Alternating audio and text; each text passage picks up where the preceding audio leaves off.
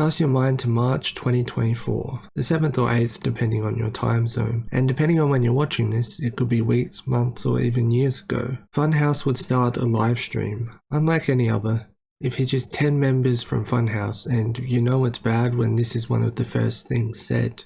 First thing I want to say real quick is stop giving us memberships. Stop it. Stop. It's okay. It's over. Honestly, we love you. Appreciate it. Just if you're grateful or whatever, just like throw it in chat. It's fine. But we're not even gonna get to shout it out. We're not gonna see it. It's you're literally throwing your money into a hole. We're getting paid either way. You already were, to be clear, you kind of already were, but you're especially throwing it into a hole, so do not do that. Stop doing it. This is also a sentiment that is shared in the description of the video. James goes on to talk about how thankful he is and such. The main reason for the stream is quickly mentioned. Rooster Teeth has announced their closure. What is unfortunate about this is the Funhaus has never been independently owned. It has always been a department, whether it was back in the Machinima days or when it was owned by Rooster Teeth. We have and have always been, Funhaus has always been a department essentially within Rooster Teeth.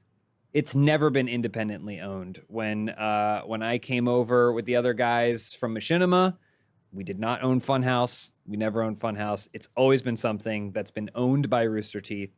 We were just given a lot of control and a lot of freedom to do what we wanted to do with it. And I think also understood the difference between us being out in LA and everyone else out in Austin. But in a little bit of good news, James states that they still have time, that it's not happening straight away. They still have things that they want to achieve and do. Although it is mentioned that they might not have been around now if it wasn't for them switching to memberships last year, that the money they made through that helped them show Rooster Teeth that they were worth sticking by. James also encourages people to download the members only videos because the membership program is going to end at some time and it's unknown what will happen to the videos that were membership only. It's not a matter of if, it's a matter of when. They spend the rest of the stream answering people's questions. To clarify, this is a memo that was shared on Rooster Teeth's website. Dear Rooster Teeth, since our founders created and uploaded their first video on the then called World Wide Web in 2003, Rooster Teeth has been a source of creativity, laughter, and lasting innovation in the wildly volatile media industry. I've read the headlines about industry-wide layoffs and closures, and you've heard me give my perspective and updates on the rapidly changing state of media and entertainment during each of our monthly all-hands meetings. Since inheriting ownership and control of Rooster Teeth from AT&T following its acquisition of Time Warner, Warner Bros. Discovery continued its investment in our company, content and community.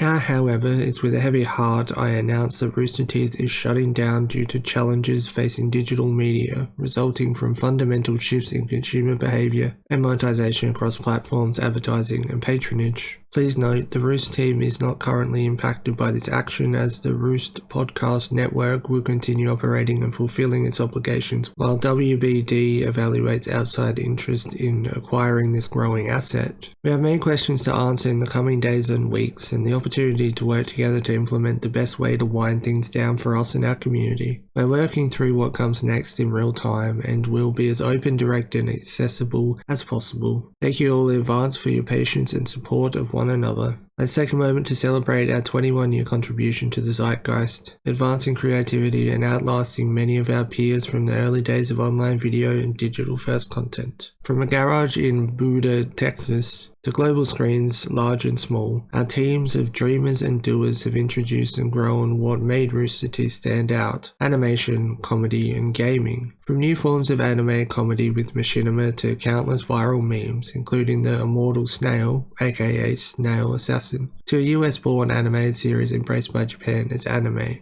and record-breaking at the time crowdfunding movies. You've accomplished so much and made dreams come true here.